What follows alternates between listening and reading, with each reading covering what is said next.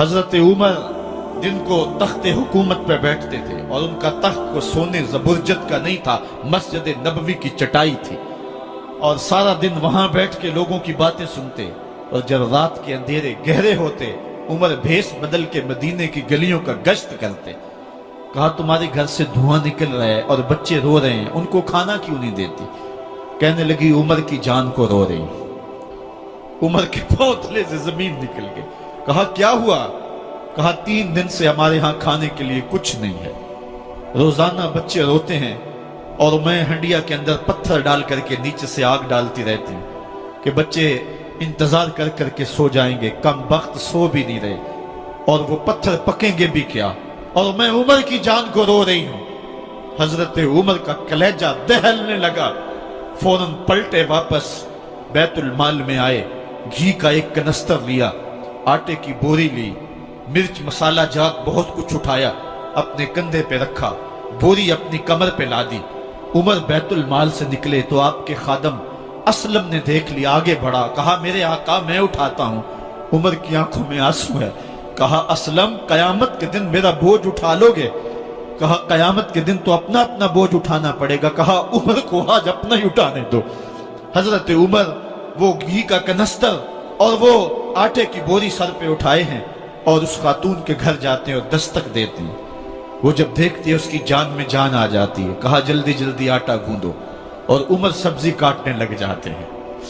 حضرت عمر رضی اللہ تعالی عنہ سبزی تیار کر دیتے، ادھر آٹا گند جاتا ہے، اور پھر اوپر چولہا رکھا جاتا ہے، چولہے کے اندر آگ رکھی جاتی ہے، وہ کھانا پکانے لگتی ہے، آگ بجھتی ہے۔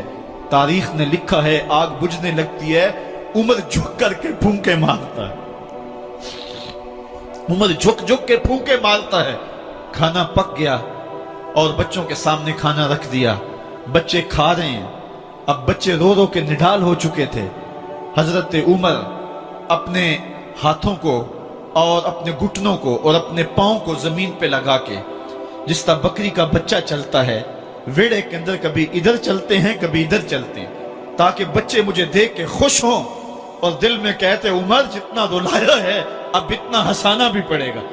تو کبھی عمر امیر المومنین، یہ میں کسی آج کے جو ہے وہ لوگوں کے ووٹوں پہ منتخب ہونے والے حکمران کی کہانی نہیں سنا رہا، میں اس عمر کی کہانی سنا رہا ہوں جو 23 لاکھ مربع میل کا حکمران ہے، آدھی دنیا کا بادشاہ ہے۔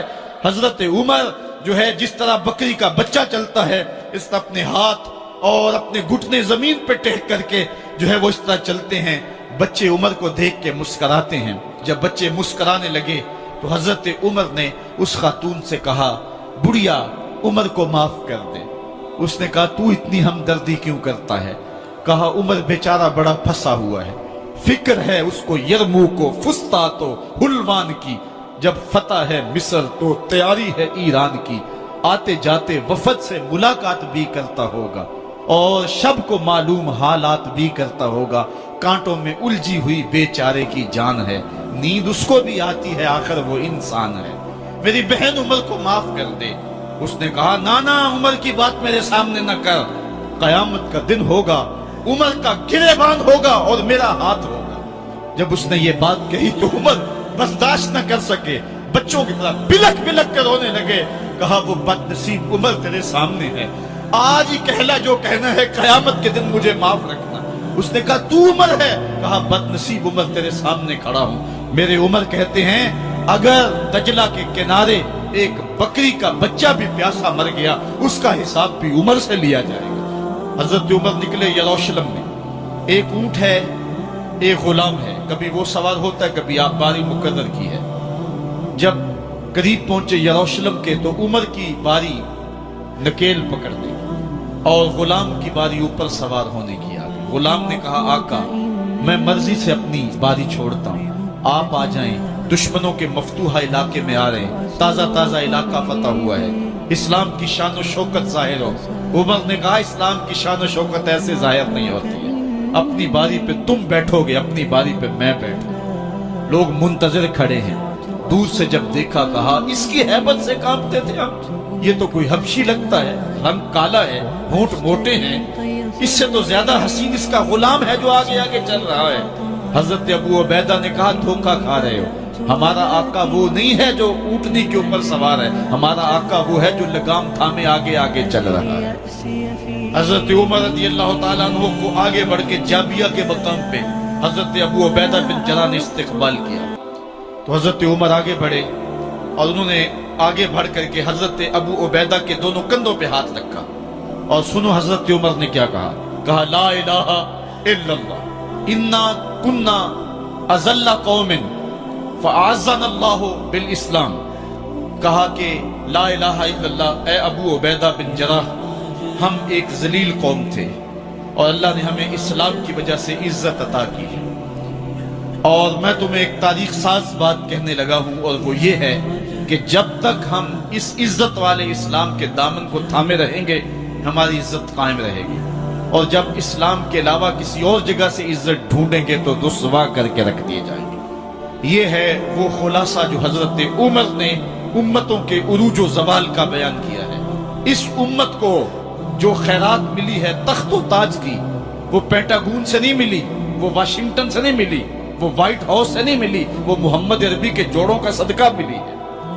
اس لیے جب ہم نے اسلام سے انحراف کیا، پاکستان حاصل کیا گیا تھا، پاکستان کا مطلب کیا؟ لا الہ الا اللہ۔ ہم نے اس نعرے کو چھوڑ دیا ہوا ہے، ہم نے انحراف کر دیا ہے۔ آج ہماری نظریں مغرب کی طرف لگی ہیں کہ تخت و تاج اس سے نصیب ہوتے ہیں، اور دنیا کے اوپر ہم رسوا ہو کے رہ گئے۔ ہماری پستی، ہماری زبوحالی، ہماری ذلت کا سبب یہ ہے کہ جس جگہ سے ہمیں عزت ملی تھی ہم نے وہ مرکز ہی چھوڑ دیا ہے۔ اس مرکز حیات کو، اس مرکز زندگی کو، اس مرکز عزت کو ہم نے چھوڑ دیا ہے، اور دنیا کے اوپر ہم رسوا ہو رہے ہیں۔ انہی حضرت عمر کی کہانی ہے۔ وادی تہامہ سے گزر رہے تھے کہ بچوں کی طرح بلک بلک کے رونے لگے۔ کہا عمر جوان آدمی ہو اور بچوں کی طرح بلک کے رو رہے ہو؟ کہا تم نہیں جانتے، مجھے بچپن کی کہانی یاد آ گئی۔ کہا کیا کہانی؟ کہا یہی عرض تہامہ تھی، میرے باپ خطاب نے مجھے 5 اونٹ دیے تھے، کہا انہیں لائن میں کھڑا کرو سیدھا۔ میں آگے والا سیدھا کرتا تھا، پیچھے والا ٹیڑھا ہو جاتا، پیچھے والا سیدھا کرتا، آگے والا ٹیڑھا ہو جاتا۔ میرے باپ خطاب نے مجھے بڑا مارا۔ کہا ایک عرب کے بیٹے ہو کے تم سے 5 اونٹ لائن میں کھڑے نہیں ہوتے؟ کہا ایک زمانہ عمر پہ وہ تھا کہ اس سے 5 اونٹ لائن میں کھڑے نہیں ہوتے تھے، اور آج شرق سے لے کر غرب تک 23 لاکھ مربع میل کی حکمرانی اور انسان بھی لائن میں کھڑے ہیں۔ یہ محمد عربی کے جوڑوں کا صدقہ نہیں ہے تو اور کیا ہے؟ عمر سے تو 5 اونٹ لائن میں کھڑے نہیں ہوتے تھے۔